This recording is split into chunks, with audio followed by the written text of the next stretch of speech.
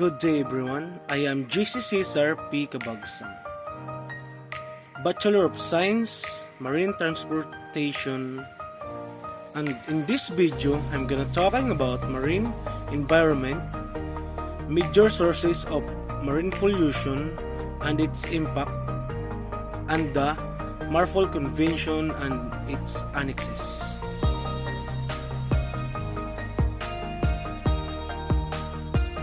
Marine environment is a vital resource of life on Earth.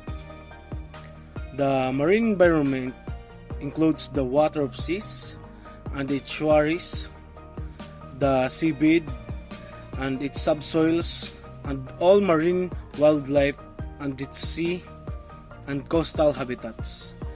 It is a precious asset, a heritage that must be protected, conserved, and properly valued. First, we'll have the land-based sources by product of industry, runoff from agricultural pesticide and herbicides, influence discharge from urban areas and exploration and exploitation activities. And now for the sources coming from shipping and maritime industry, we have collision, grounding or accidental discharge of operational discharges, tank washing, ballasting, machinery space, discharge, and docking. So those are the main sources of marine pollution. And now let's talk about its impact toward human, animals, and shipping industry. First, we'll go with the impacts towards human. As we all know, one of major sources of our foods come from marine environment, and the marine environment has been receiving a lot of problems given by us human, like for example plastic pollution and improper waste management, and of all those plastic waste, it all goes down to the ocean or to the seas. And as we all know, ocean and seas has marine life like fishes. And if those fishes will eat those waste, these plastics, as we all know, that is very dangerous and that is already been toxified. So if those fishes eat those plastic and waste, and as humans, if we eat those fishes, of course it will ruin our health because it has been toxified. So we should be responsible from our action or toward our action, because what we give toward nature will always come back to us. Next is it impact toward animals. So like I said earlier, like the fishes eating the waste or the plastic, it's a major problem actually. Unlike us human, we are rational being, and animals like the fishes, they're not rational. They could not actually think, or they are not aware of what they ate, like waste or the plastic. They could determine if those are good or bad.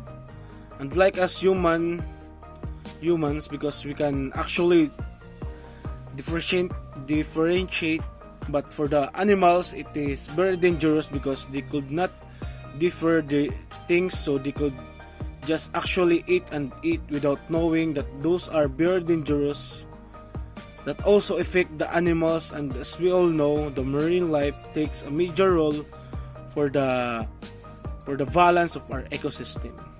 Next, its impact toward shipping industry.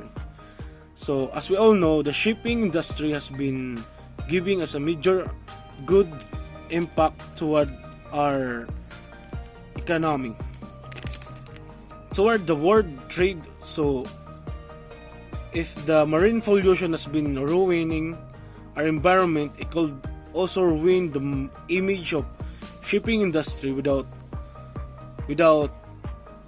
taking good care of it. The environment, without having good responsibility toward environment, So it could be actually or just ruin the image of shipping industry. So those impacts from human animal shipping industry, it also just interconnected. So there is a relationship among all of them, and actually the main source of the problem that our nature has experiences all as humans. The International Convention for the Prevention of Pollution from Ships is the main international convention covering prevention of pollution of the marine environment by the ship from operational or accidental causes. The MARPOL Convention was adopted on November 2, 1973 at IMO. The Protocol of 1978 was adopted in response to a spate of tanker accidents in 1976 and 1977. As the 1973 MARPOL Convention had not yet entered into force, the 1978 MARPOL Protocol absorbed the parent convention. The combined instrument entered into force on October 2, 1983. In 1997, a protocol was adopted to amend the convention and a new Annex 5 was added, which is entered into force on May 19, 2005.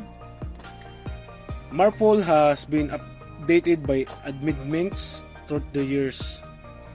The convention includes regulation aimed at preventing and minimizing pollution from ships, both accidental pollution and from routine operation, and currently includes 6 technical annexes.